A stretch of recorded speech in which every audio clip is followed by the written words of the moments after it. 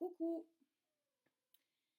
Dire des faussetés en sachant qu'elles sont fausses, dans l'intention de tromper autrui, donc parler, c'est faux, vous savez que c'est faux, vous avez l'intention de tromper autrui. Autrement dit, mentir, c'est quelque chose qu'on fait parfois de façon mal intentionnée pour manipuler les gens, pour se moquer d'eux. Mais c'est aussi quelque chose qu'on fait parfois avec les meilleures intentions du monde. Parce qu'on ne veut pas faire de mal aux gens en leur disant une vérité qui n'est pas agréable à entendre. Justement, si on parlait des conséquences sur vos proches de la décision que vous allez prendre quand vous allez vous trouver en position de choisir entre leur dire une vérité qui ne fait pas plaisir à entendre et leur dire un mensonge qui fait plaisir à entendre. Du moins, ça fait plaisir à entendre quand on ne sait pas que c'est un mensonge. Hein? Alors, dans la vie, on agit de manière à atteindre ses propres objectifs en tenant compte de ses possibilités, ce qui implique d'avoir une connaissance de la réalité dans laquelle on agit. Alors, bien entendu, les gens sont pas tous pareils. Les gens peuvent avoir une attitude plus ou moins optimiste en général. Certains sont prêts plus que d'autres à prendre des risques. Certains se fixent des objectifs qui paraîtraient irréalisables à d'autres. Mais c'est quand même universel que les gens agissent selon les connaissances qu'ils ont de la réalité, de façon à atteindre certains objectifs. Les choix qu'ils font, les façons dont ils agissent ne sont jamais indépendants de la connaissance, de la perception qu'ils ont de la réalité. Et les aider à avoir une perception de la réalité qui est la plus juste possible, c'est donc leur rendre service. Ici, je fais une parenthèse.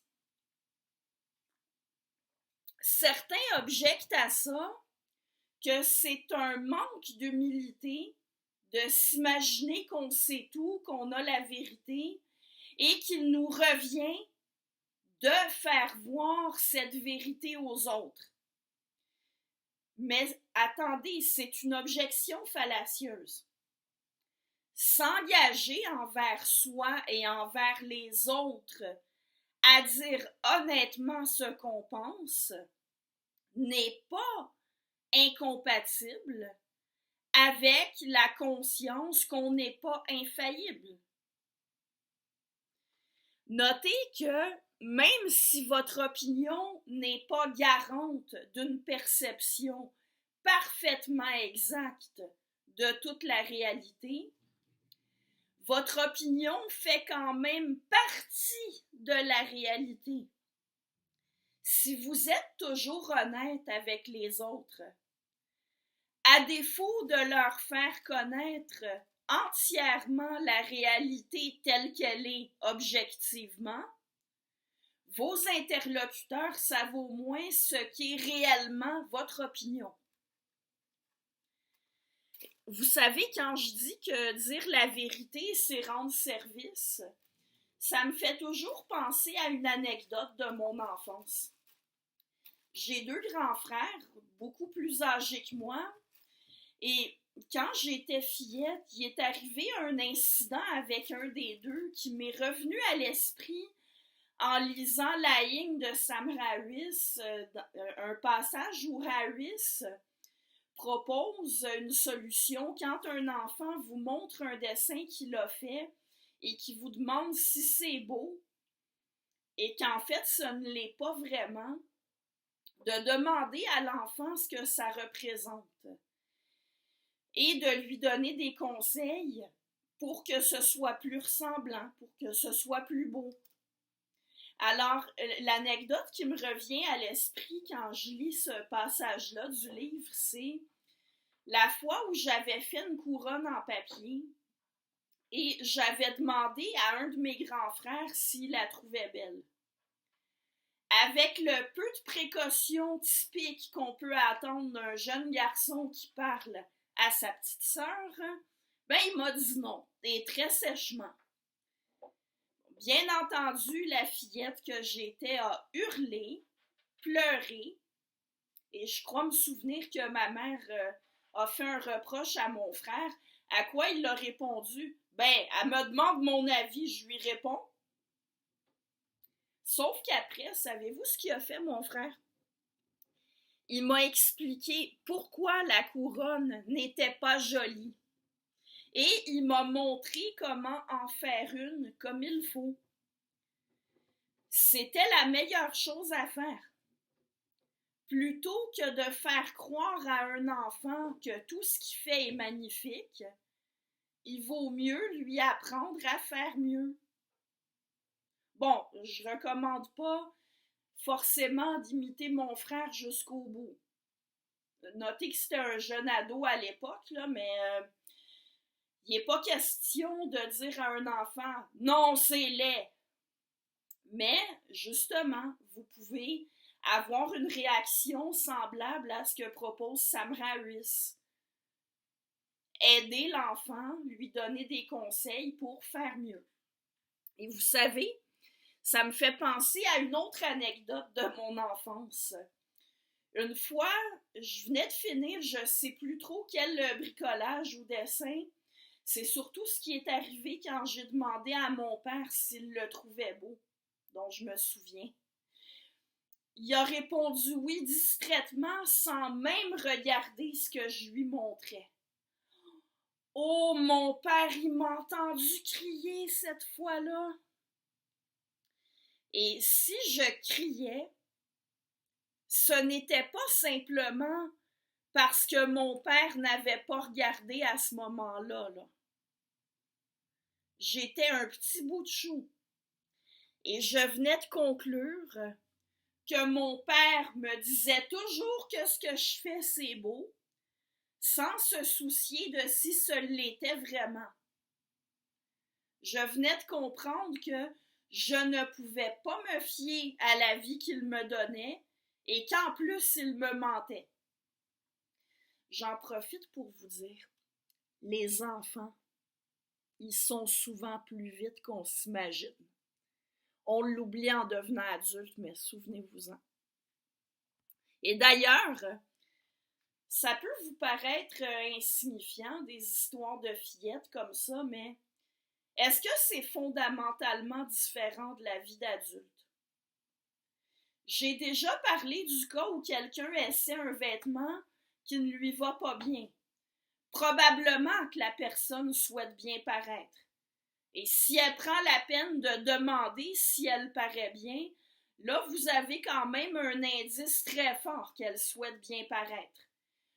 Lui donner l'heure juste, c'est contribuer à ce qu'elle paraisse le mieux possible.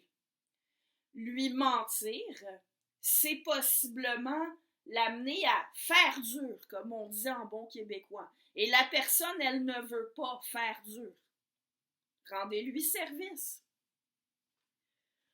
Un entraîneur qui veut aider son client ou son élève le mieux possible, il doit lui faire part de ses lacunes, n'est-ce pas? Pour travailler sur ce qui doit être amélioré. Un professeur d'art visuel, un professeur de théâtre, la même chose. En fait, peu importe ce qu'on enseigne, quand on enseigne, on doit faire remarquer leurs faiblesses à ses élèves pour leur permettre de s'améliorer. Si votre patron ou vos collègues sont insatisfaits de votre travail, et qu'ils vous disent ce qui n'est pas à la hauteur selon eux et pourquoi, ils vous donnent l'occasion d'améliorer ce qui est à améliorer. Il vaut mieux ça plutôt que d'apprendre après des mois ou même des années que tout le monde à votre travail sait que vous travaillez mal, sauf vous. Si vous vendez des biens ou des services et que des clients sont mécontents, il vaut mieux pour vous qu'ils vous disent ce qu'ils n'ont pas aimé pour que vous ayez au moins la possibilité de changer les choses. J'imagine que tout ce que je dis sur les enseignants, les patrons, les collègues, les vendeurs, les commerces, vous le figurez sans problème. Eh bien, c'est la même chose dans les relations entre proches.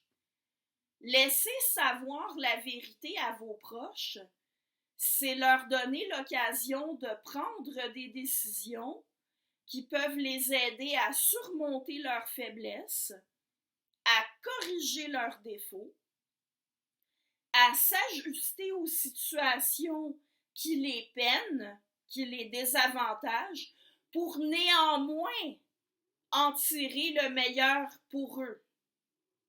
C'est leur rendre service. Je réitère que ça ne veut pas dire que vous pensez que votre opinion fait toujours office de vérité objective. Si vous pensez que votre jugement n'est pas le meilleur critère, dites honnêtement votre avis à la personne qui vous le demande, tout en lui conseillant de demander par ailleurs à quelqu'un de mieux placé que vous pour répondre. Mais je répète qu'à défaut de pouvoir toujours donner à vos proches une perception exacte de toute la réalité objective, vous pouvez toujours leur donner une perception exacte de ce que vous pensez réellement. C'est le meilleur que vous puissiez offrir à vos proches. Et c'est déjà